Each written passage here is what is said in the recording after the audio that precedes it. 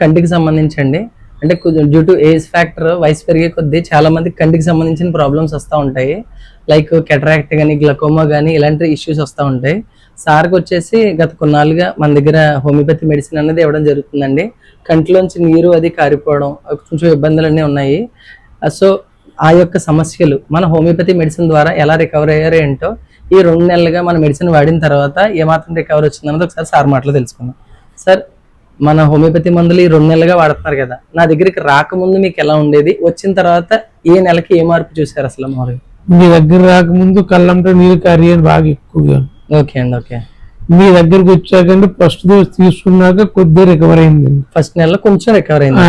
Okay. 2వ dose తీసుకున్నాక బాగా రికవర్ అయిందండి. పొద్దున్నే వాతావరణం అప్పుడు మాత్రం లైట్ గా కారుతుందండి. రాత్రి వాతావరణం చేంజ్ కూడా కొద్దిగా కారుతుందండి. 1 టైంలో బాగానే ఉంటుంది.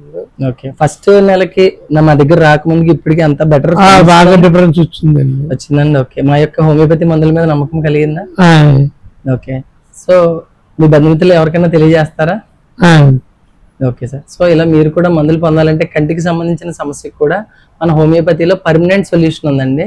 నా యొక్క యూట్యూబ్ అండ్ ఇన్స్టాగ్రామ్ ఛానల్లోకి వెళ్ళి చూడండి. ఇలాంటి లైవ్ అండ్ జెన్యూన్ కేసెస్ మరి ఎన్నో ఉన్నాయి. This is doctor Loknath.